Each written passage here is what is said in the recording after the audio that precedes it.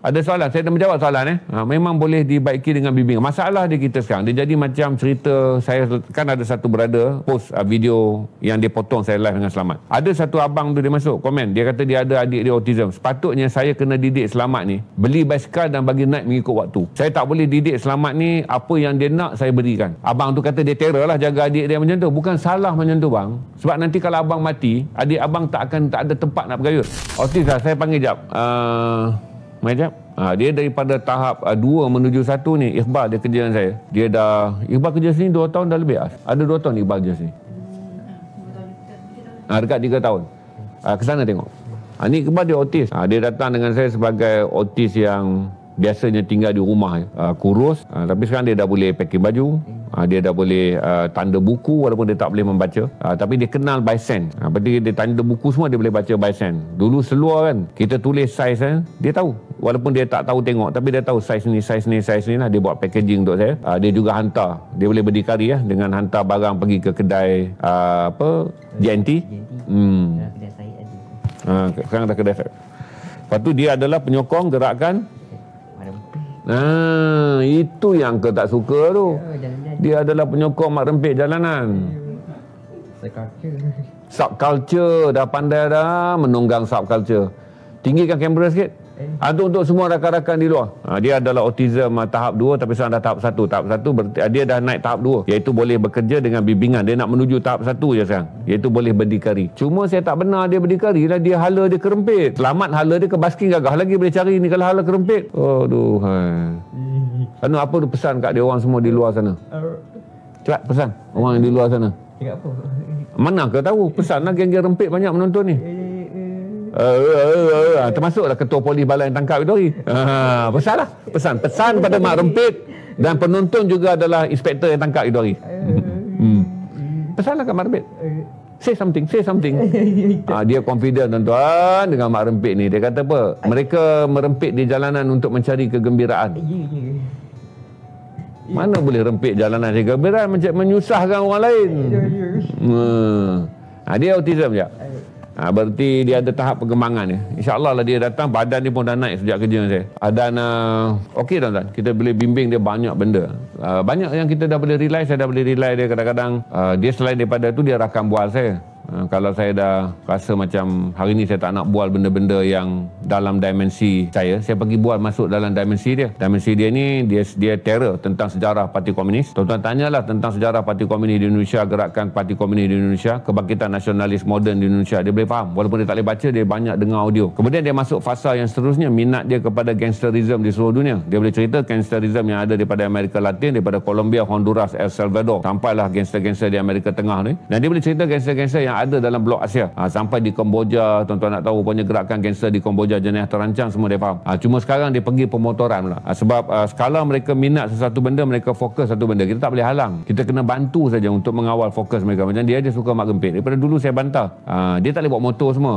Dia hidup dalam autistik yang ada impian untuk main motor. Tapi Alhamdulillah lah, tak ada isu dia dekat sini. Tak ada isu. Dia orang yang merumitkan adalah apa tuan-tuan, dia ada pembersih. Berarti saya jadi kopi ni kalau saya tak pesan 10 kali, saya sampai singki. Bagi dia kalau saya kata bal, lepas live Uncle nak minum, saya kena cakap macam tu. Uncle nak minum, dia bawa letak kat meja sana. Dia tengok lagi dengan mata saya minum ke tidak. Sebab meja tu kena bersih. Semua benda kena pergi singki dan dia akan basuh dengan bersih. Berarti kerana mak dia didik dia, meja mesti bersih. Mak dia didik dia, singki mesti bersih. Mak dia didik dia, pinggan kotor tak boleh ada di rumah. Jadi dengan didikan tu lah dia membawa profesionalism dia datang ke tempat saya. Dia boleh iron baju. Semua baju saya dia gantung dengan kemas, masuk baju peribadi saya. Kalau nanti lepas live kan, saya kan pemalas. Jaket-jaket ni saya buka, saya sepah je. Dia ambil, dia susun. Jadi dia boleh vacuum semua lah tuan-tuan. Saya rasa kalau fikir kemajuan dia, sebab saya tengok dia daripada kecil daripada dia bayi sampailah dia membesar. Sebab dia anak kawan saya, dia anak abang saya. Dia membesar di depan mata saya. Dia masa umur dia 8 tahun, 9 tahun, dia masih tak boleh bercakap. Sekarang dia dah mula bercakap banyak lah. Dan dia ada ayat-ayat yang memang mengayat kita lah. Macam perlumbaan haram tu, dia kata mereka bukan berlumba di jalan raya, mereka cuma ingin bergembira di jalan raya. Sekarang dia panggil subculture pula. Kena hormati, mak rempit ni subculture. Saya pergi ajar dia tentang subculture ni, dia pegang perkataan subculture, dia pusing balik kat saya bahawa merempit ni harus diterima kerana dia adalah subculture, iaitu cabang daripada budaya hidup yang besar. Saya ceritalah budaya hidup kita yang besar ni gini, tapi kita adalah subculture ni. Dia pergi letak mak rempit tu juga di bawah subculture. Okey. Jadi boleh maju. Cuma kena ada kemahuan lah. Macam Selamat ni dia dah lebih pada maju lah. Dia tak tahu apa istilah terlampau maju lah. Selamat ni dah masuk kes yang doktor-doktor dan pakar autistik kena kaji lah. Satu dari segi jangka hayat, dia 57, kesihatan dia sangat bagus, antibody, sistem imun dia sangat bagus, ketahanan jantung dia yang selalu dikaitkan dengan sel stem mereka yang ada autistik. Bagaimana dia boleh menggunakan kepekaan dia dengan capture gambar. Sebab Selamat dia tak boleh baca. Dia ada, tapi kecekapan dia tinggi lah tuan-tuan. Tapi tuan-tuan kena ingat, walaupun Selamat mata duitan, dia tak tahu kira duit. Dia tahu cari duit je. Tapi tak boleh dibaiki bahagian tu. Tapi kepintaran dia, keyakinan diri dia basking, dia punya naluri persahabatan. Dia ingat semua kawan-kawan lama, dia kawan yang baik. Ada soalan? Saya dah menjawab soalan. Memang boleh dibaiki dengan bimbingan. Masalah dia kita sekarang, dia jadi macam cerita saya, kan ada satu brother post video yang dia potong saya live dengan Selamat. Ada satu abang tu dia masuk komen, dia kata dia ada adik dia autism. Sepatutnya saya kena didik Selamat ni beli basikal dan bagi naik mengikut waktu. Saya tak boleh didik Selamat ni apa yang dia nak saya berikan. Abang tu kata dia terror lah jaga adik dia macam tu. Bukan salah macam tu bang, sebab nanti kalau abang mati, adik abang tak ada tempat nak bergayut. Sebab masalah utama kita yang sihat ni menganggap dunia mereka itu adalah jajahan kita, dipanggil sebagai imperial. Tak boleh macam tu bang. Sejauh mana mereka nak maju, kita hanya bimbing dan bagi tahu had-had bagi pergerakan mereka. Sejauh mana mereka nak mempunyai identiti diri sendiri walaupun kita tak suka, kita kena support dan bagi tahu had-had cara yang betul. Abang kata abang beli basikal ke adik abang lah, abang kata jaga elok, tak accident, duduk rumah elok. Tapi dia tak boleh berdikari, dia tak boleh cari duit sendiri, dia tak boleh bersosial. Masyarakat tak boleh menumpang sesuatu daripada mereka di atas bakat mereka. Bila kita tak ada nanti, mereka akan menjadi kejutan budaya kerana tempat mereka bergayut dan tempat mereka sentiasa dipandu tu hilang. Jadi kita latih mereka memandu sendiri supaya had yang mereka boleh capai, ultimatum dalam kebolehan mereka tu, mereka boleh jadikan daya berdikari. Itu masalah utama lah, kerana kita cuba menentukan. Satu, kita ada bimbang kan pada anak autism, lepas tu adik autism, kita ada bimbang, kita tekan kebimbangan kita tu ke atas mereka dengan harapan itulah yang akan membantu mereka. Sebenarnya kebimbangan kita tu dan kemahuan kita akan menjadi tekanan berganda kepada mereka. Macam Selamat ni tak ada tekanan, tapi itulah terlebih maju lah pula. Kawan saya seorang ni terlebih berdikari dah pula. Mat, kau pakai blender je lah Mat, kalau kacang tu kerah Mat. Kesian kau tengok kau punya. Siapa-siapa tolong nak on blender tu, blender kat dia. Okey, ada apa soalan lagi tak? Ada orang lock buku ni? Kalau tak ada, saya akan stop. Kerana saya nak bawa Selamat makan. Lama kita tak makan dengan dia. Dia suka makan kalau ada saya. Sebab kalau saya bagi duit dekat dia, dia pergi makan dengan ketakutan. Sebab dia tak tahu kira duit. Kalau saya bagi dia, Mat, kau live malam ni aku bagi kau 100, dia tetap pergi makan nasi putih dengan telur je sebiji. Sebab dia takut kos tu.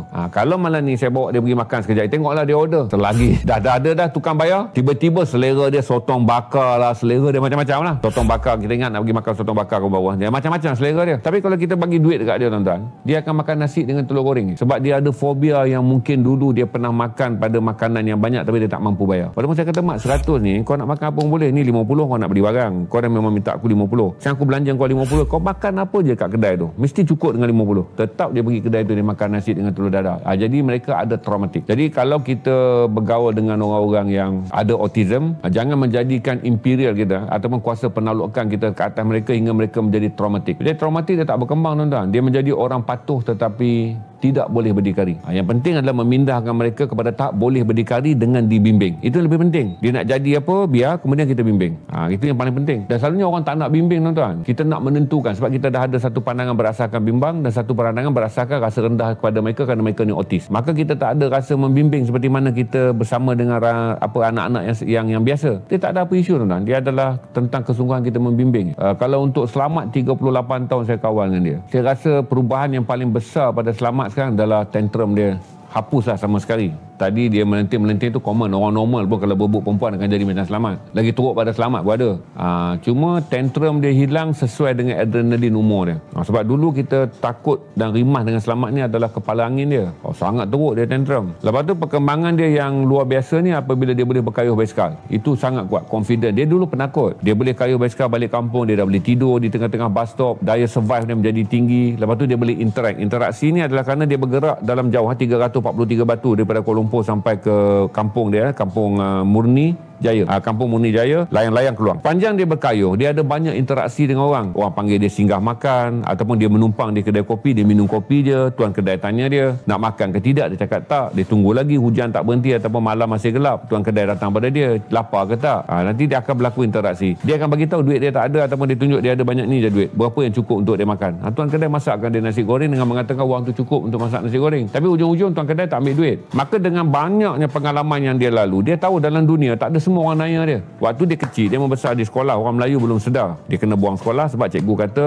dia bodoh. Orang tak kawan dengan dia dekat kampung sebab budak-budak kampung kata zaman-zaman tahun 70-an dia besar, mereka anggap dia cacat. Maka itu jadi stigma dia. Tapi sekarang zaman yang kita panggil recover lah, zaman orang dah mula sedar bahawa autism ni adalah anak-anak istimewa. Kita guna pula istilah mereka ni adalah anak-anak istimewa, anak-anak syurga. Maka bila masyarakat memberi interaksi yang besar kepada dia, dia dah keluar daripada trauma tu. Trauma bahawa dia sentiasa akan dianiaya orang. Trauma mengatakan kalau dia tiap kali dia lalu di perjalanan dia akan dihina. Tak, dia lalu di perjalanan orang singgah tanya, abang ni boleh saya tumpang ke abang sampai sini? Abang kat sini dah makan ke belum? Abang ada duit atau tidak? Jadi proses dia melalui usia 50-an ni adalah proses dia tahu dunia itu tak sama trauma seperti ketika dia menjadi kanak-kanak dan dia melalui usia remaja. Dia menikmati hari tua yang indah kerana terjajar dengan kesedaran masyarakat bahawa autistik adalah golongan istimewa. Sekarang dia dapatlah period yang saya fikir indah untuk dia.